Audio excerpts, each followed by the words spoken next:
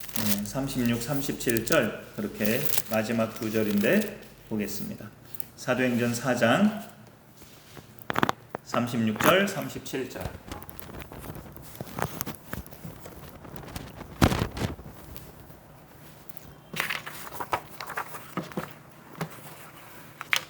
네, 4장 36절, 37절 우리 보시는 분들 같이 읽습니다. 시작. 구브로에서 난 레위족 사람이 있으니 이름은 요셉이라. 사도들이 일컬어 바나바라. 번역하면 위로의 아들이라 하니 그가 밭이 있음에 팔아 그 값을 가지고 사도들의 발 앞에 두니라. 아멘. 가정 내에서 우리도 지금 그런 구성원들이지만 가정에서 부모와 자녀의 관계는 오늘 말씀의 제목이 딱 적절하다라는 생각을 가져봅니다. 돌봄. 돌봄. 자녀가 어릴 때는 부모가 자녀를 돌보고, 자녀가 장성해지고 부모가 노년이 되면 자녀가 또 부모를 돌보고 하는 그런 상황이 되어가죠. 그런 점에서 돌봄은 인간 세계에서 가장 기본적인 덕목이구나. 이게 참 그런 돌봄을 실제로 하는 분들을 보면 참 존경스럽고 멋져 보이고 참 이렇게 참 기특해 보이고 하는 게 또 우리의 모습이지만 또 사실 그게 기본적인 우리의 어떤 행실이기도 하죠. 돌봄이라는 게. 그리고 가정뿐만이 아니라 뭐가 있으세요? 가정뿐만이 아니라 우리 사회에서도 돌봄은 이제 생소한 말이 아니에요. 아이들을 대상으로 돌봄 교실이라는 것도 이제 많이 우리가 들어본 이야기죠. 그리고 어르신들을 대상으로는 이제 요양원에 계신 분들 말고도 집에서 사시는 분들도 아침에 데려오고 밤에 다시 저녁 때 다시 데려다 드리고 그런 데이케어 센터 같은 것이 있어요. 돌봄의 그런 환경적인 장소들이 많이 생겼죠. 나라 전체가 가난했을 때는 상상하기 어려운 그런 환경들이었지만 이제는 우리나라에서 그런 것들을 어렵지 않게 볼 수 있는 환경이 됐습니다. 아이들을 돌보고 노년층들을 돌보고 교회 공동체 안에서도 돌봄은 있죠. 교회는 예수를 그리스도로 믿는 믿음의 공동체이기 때문에 돌봄의 개념도 신앙을 빠뜨리고서는 생각할 수가 없습니다. 여러분은 신앙이 있으신가요? 대뜸 드리는 질문일지 모르지만 교회 공동체 안에는 일단 새로운 가족도 있고 전도되어서 오는 사람도 있지만 기본적으로 예수를 그리스도로 믿는 신앙을 가진 사람들이 모이는 신앙 공동체죠. 그래서 교회를 성경 고린도전서에서는 성도라고 또 표현합니다. 그래서 예수님을 모른 채 살던 사람이 우리 교회를 만나서 우리 교회로 들어와서 신앙생활을 시작했다면 교회에서 가장 주되게 돌봄의 대상이 되는 건 바로 그런 사람들이에요. 이제 막 신앙으로 입문한 사람들, 예수님을 아직 정확히 모르는 사람들, 예수님을 들어보긴 했지만 나하고 무슨 상관이 있는지 아직 명확하게 모르는 대상들이 정말 돌봄의 대상이 될 수 있죠. 그가 예수님을 우리처럼 자신의 구원자로 명료하게 믿도록 성경의 말씀을 근거로 구원의 확신을 갖게 하고 이제 하나님의 사람으로 살아갈 수 있도록 도와주는 그런 돌봄이 교회에서는 가장 우선적으로 필요합니다.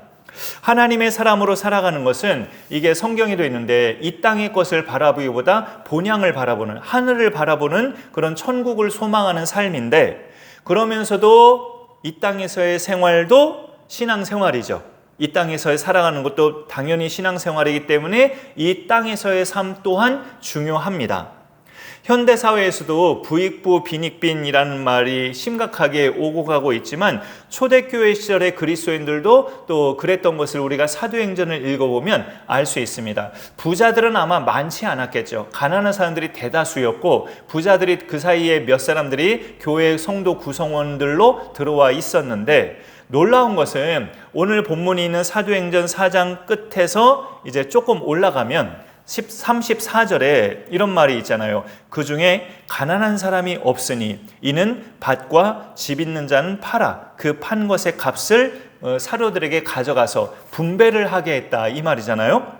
그로 인해 가난한 자들이 없게 됐다. 사실 초대교회 특히나 예수 믿는 사람들 중에는 가난한 자들이 현실적으로 많았는데 지금 예루살렘 교회 초대교회 형편은 가난한 자들이 없어졌다. 놀라운 그런 결과예요. 가진 자들이 자기 것을 팔아서 그 판 것의 값을 사도들의 발 앞에 두고 사도들은 그것을 잘 분배해서 각 사람의 필요를 따라 나누어 준 겁니다. 이거는 당시 그 로마의 정책도 아니었고 유대인들이 살고 있는 예루살렘의 정책도 아니었어요. 정부 차원에서 시행한 복지가 아니었어요.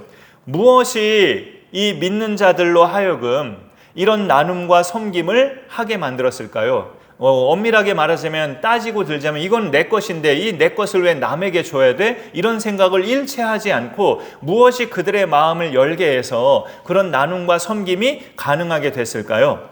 33절에 가보면 33절 끝에를 먼저 볼게요. 무리가 큰 은혜를 받아. 이게 답이에요.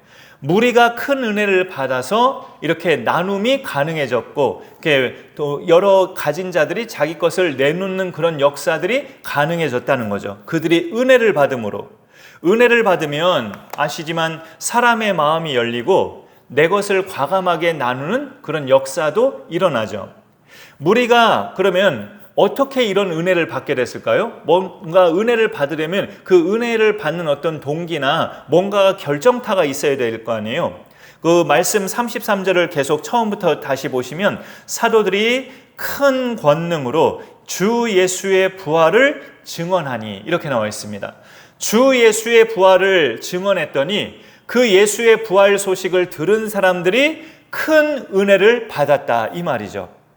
전에 4월 마지막 주일 예배 때 말씀드렸는데 예수의 부활은 지금까지 인류 역사에서 유일한 진짜 뉴스입니다. 그야말로 100% 진짜 뉴스예요. 다른 여지가 전혀 없는 100% 진짜 뉴스는 인류 역사에서 예수의 부활 사건밖에 없다고 말씀을 드렸습니다. 예수의 부활은 그것을 믿는 사람들에게 죄와 죽음의 문제를 해결해 주는 놀라운 사건이에요. 우리가 예수의 부활을 믿는다면 내 죄와 죽음의 문제는 해결받으신 줄로 믿으시기 바랍니다.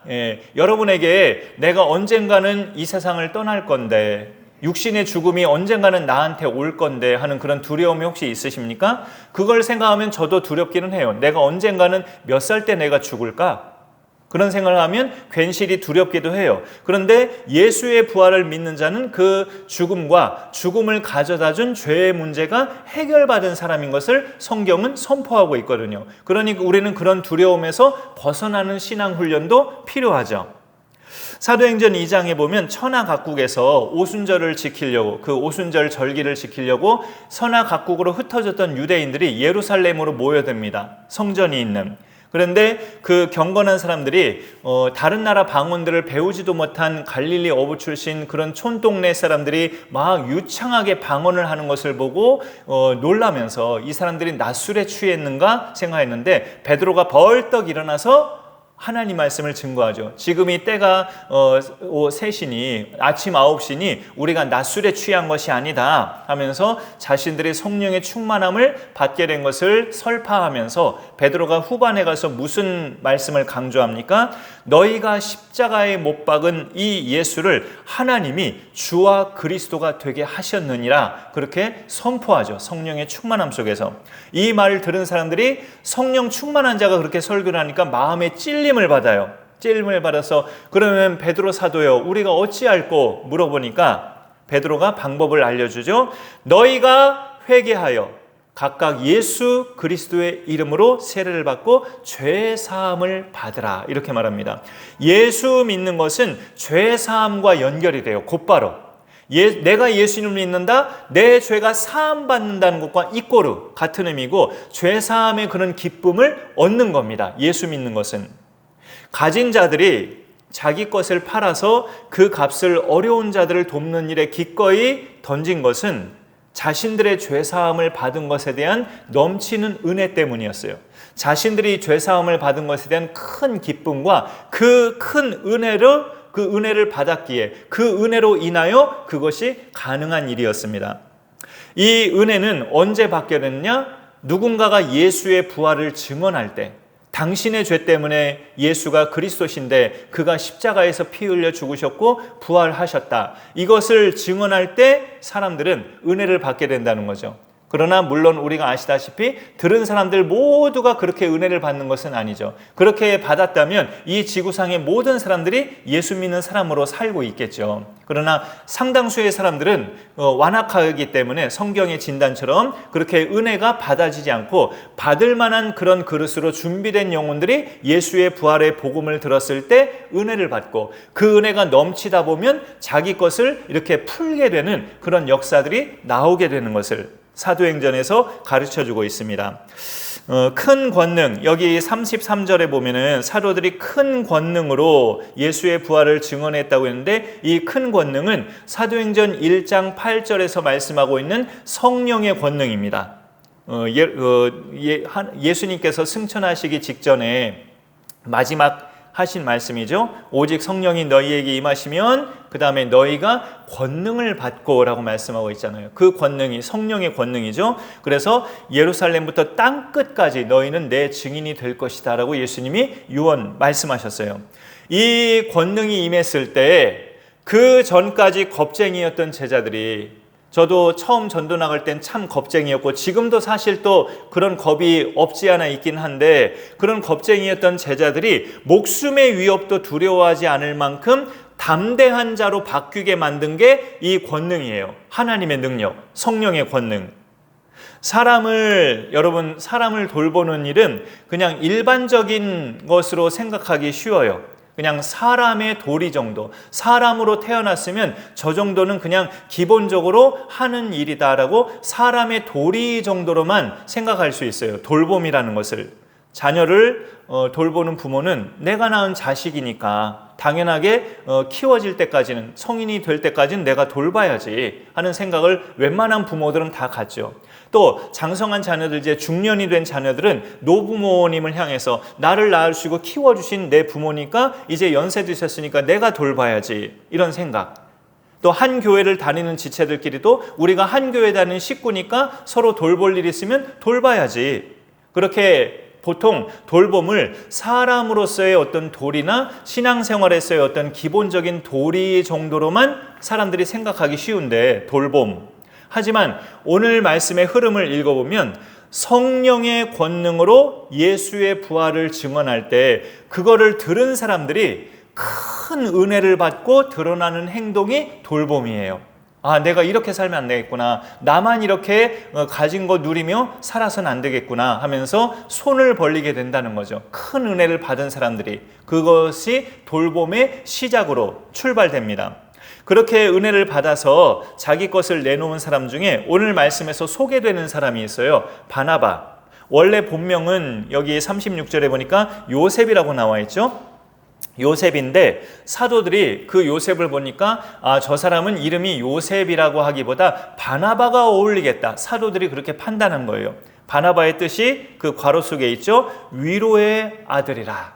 위로의 아들. 사람들, 없는 사람들을 돌보면서 많은 사람들에게 힘을 주고 위로를 주는 그런 섬김이의 이 요셉의 모습을 보면서 사도들이 저 사람은 요셉보다는 바나바라고 부르는 게 좋겠다. 사도들이 지어준 이름으로 소개가 되고 있어요. 바나바를 여기 말씀으로 샘플로 본다면 복음을 들은 사람이 변화되는 모습 중에 하나가 다른 사람을 돌본다는 거죠. 복음을 들은 사람, 예수의 죽음과 부활이 나와 관계되고 내 죄사함과 관계된다고 이렇게 믿고 복음을 받은 사람이 그 이후로 변화되는 모습 중에 하나는 다른 사람들을 돌보게 된다는 겁니다. 이거는 하나님의 성품이죠. 돌봄. 바나바는 대체적으로 성경을 보면 부유한 사람으로 알려져 있어요. 가난한 사람이 아니에요. 그런데 부유하다고 다 남을 돌보진 않죠. 자기 것으로만 누리는 사람도 있잖아요. 예수님의 이야기 속에 부자와 거지 나사로 이야기 속에 그 부자는 자기 것으로만 누렸지 않습니까? 다 남을 돌보진 않아요. 근데 이 사람 역시, 바나바 역시 사도들이 성령의 권능으로 주 예수의 부활을 증언할 때 바나바의 마음에도 큰 은혜가 임한 거예요. 그 예수를 내가 믿음으로 내 모든 더러운 죄가 이렇게 해결이 됐다니, 이렇게 내 모든 죄가 사함을 받았다니 하면서 그 바나바 자신도 감격과 큰 은혜를 받은 겁니다. 그로 인하여 이런 변화가 생긴 거예요. 자기의 것으로 풀어서 어려운 대상들을 돌봐주는 그런 선행의 역사가 구원받은 자들에게 일어나는 겁니다. 제가 10년 넘게 다니고 있는 이 강습회를 다니고 있는 어린이 전도협회도 보면 그 선교단체는 교회 헌금이 이렇게 일주일마다 꼬박꼬박 걷어지는 것처럼 그런 헌금으로 운영되지가 않아요. 참 어찌 보면 어렵기는 하죠. 근데 그 어린이 전도협회를 직접적으로 섬기는 대상은 두 부류입니다. 두 부류. 한 부류는 사역자들이에요. 사역자들. 그 대표 목사님과 여러 그 간사님들. 그들은 또 교회에서도 목사님, 전도사님들이죠. 교회에서도 주일날에 사역하지만 평일에는 전도협회 사무실에 출근해서 사역자들로 말씀 사역을 합니다. 그렇게 전도협회는 사역자라는 한 기둥이 있고 또 하나의 기둥은 이사진들이에요. 이사진들. 그 전도협회를 뒤에서 서포트하고 후원하는, 재정적으로 후원하는 이사진이 또 하나의 기둥으로 계셔요. 우리 교회도 그런 점에서 이렇게 어린이 전도협회를 후원하고 있지만 우리 교회는 어찌 보면 소액으로 후원하는 거고 이사진들은 규모 면에서 훨씬 월등하게 남다르게 후원하는 그런 대상들을 이사진으로 그렇게 정하고 있는 거죠. 그분들을 보면 참 어찌 보면 진짜 훌륭해요. 자신들이 섬기고 있는 교회에다도 11조를 꼬박꼬박 내시는 분들인데 전도협회를 위해서도 매달 그에 못지않은 그런 규모로 섬기고 계시는 거니까 또 다른 그런 곳을 그 규모 이상으로 섬기고 계시는 거니까 이게 믿음 없이는 되는 일이 아니죠. 사실 이 돈은 내가 번 돈이야, 내 돈이고 우리 집안 돈이야 라고 생각한다면 그런 돌봄과 섬김이 절대 나올 수가 없죠. 예수님의 죽으심과 부활하심이 내 죄 문제를 해결한 사건임을 믿는 사람만이 은혜를 받고 이런 섬김과 돌봄이 나올 수 있는 겁니다. 그러면 그 말로 따지자면 그럼 나도 그런 은혜를 받았으니 나올 수가 있는 거네? 맞아요. 우리도 나올 수가 있죠. 우리의 형편껏 할 수 있는 거죠. 어찌 보면 많이는 못하더라도 우리의 형편껏 행할 수는 있다고 우리가 판단할 수 있는 거죠. 오늘 말씀에서는 물질적인 돌봄이 주되게 나오고 있어요. 자기 밭을 팔아 그 값으로 각 사람의 필요를 채워준 거니까 이 물질적인 돌봄이 주되게 오늘 말씀에서 나온 거죠. 하지만 또 다른 어떤 돌봄보다 이 물질적인 돌봄이야말로 어떻게 보면 내가 신앙이 있다는 것에 대한 증명이에요. 물질적인 돌봄이야말로. 네 보물이 있는 그곳에는 네 마음도 있느니라. 마태복음 6장 21절에서 예수님이 말씀하신 것처럼 내 손에 있는 물질을 하나님께 드리면 내 마음이 하나님께 있다는 증거죠. 내 손에 있는 물질을 가난한 자에게 베풀어주면 내 마음이 가난한 자에게 있다는 뜻이죠. 내 손에 있는 물질을 내 손에만 쥐고 있다면 내 마음도 나한테만 있다는 증거가 되죠. 예수님이 네 보물 있는 곳에 네 마음이 있다라고 말씀하신 것은 그 보물, 물질을 어디에 쓰느냐에 따라 내 마음이 거기에 가 있다는 거예요. 어려운 대상들이 내 눈에 보인다? 그 내 마음이 그들에게 가 있다는 증거가 되는 거죠. 여러분, 하나님은 어떤 분이실까요? 성경의 한 답을 찾는다면 이 땅에 가난한 자들을 살피시는 분이셔요. 신명기 15장 11절에 땅에는 언제든지 가난한 자가 그치지 아니하겠으므로 내가 네게 명령하여 이르노니 너는 반드시 네 땅 안에 네 형제 중 곤란한 자와 궁핍한 자에게 네 손을 펼지니라. 율법서에도 하나님이 그렇게 진즉에 말씀하셨습니다. 7년마다 돌아오는 면제년, 빚을 탕감해주는 그 면제년 때는 반드시 어려운 대상자의 그 빚을 탕감해 줘라 라고 말씀하고 있는 거죠. 오늘 말씀에 등장하는 바나바에 대해서는 사도행전 오늘 4장이 본문이었지만 같은 사도행전 11장 24절에 바나바를 이렇게 소개해요. 그는 착한 사람이요 성령과 믿음이 충만한 사람이라. 그래서 어떤 말씀이 뒤따라옵니까? 바로 이에 큰 무리가 죽게 더하더라. 이렇게 말씀이 되고 있어요. 바나바는 착한 사람이요 성령과 믿음이 충만한 사람이라. 이에 큰 무리가 죽게 더하여지더라. 이런 선한 결과가 그 바나바 주변에서 이렇게 일어나고 있어요. 하나님의 성품이 잘 드러나면 그 사람한테는 많은 사람들이 붙게 됩니다. 세상적인 원리로 말하자면, 세상적인 원리로 본다면 보통 사람들이 어떤 사람한테 붙어요? 돈 가진 사람한테 붙어요. 돈 많은 사람한테 또는 힘 가진 사람한테 붙어요. 근데 성경의 원리로 보니까 성령과 믿음이 충만하고 성품이 착한 이렇게 신앙의 종합적인 것을 갖춘 사람들에게 사람이 붙는 것을 성경은 말씀하고 있습니다. 생명의 길로 가는 쪽으로는 이런 사람에게 사람들이 붙는다는 것을 성경이 알려주고 있는 거죠.